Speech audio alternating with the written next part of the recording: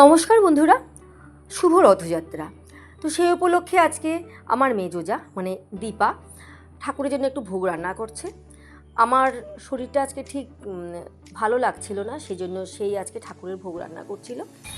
তো সে ভোগ রান্নাবান্না করে গোপালকে নিবেদনও করে দিয়েছে।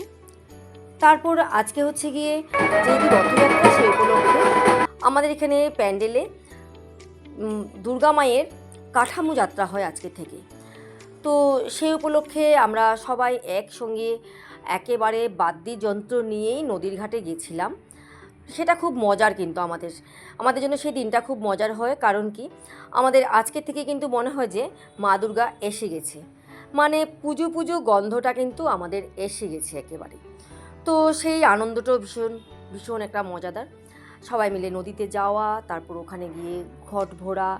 নদীতে বেশ অনেকটাই জল ছিল, তো যারা যারা নামতে পেরেছে নেমেছে, আমার সম্ভব হয়নি।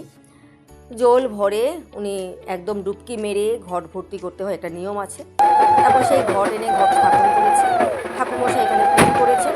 পুজোর পর ঠাকুরমশাই বিশ্লেষণ করে বুঝিয়ে দিচ্ছে যে এই আজকের দিনেই কেন, রথযাত্রার দিনেই কেন কাঠামো যাত্রাটা হয়।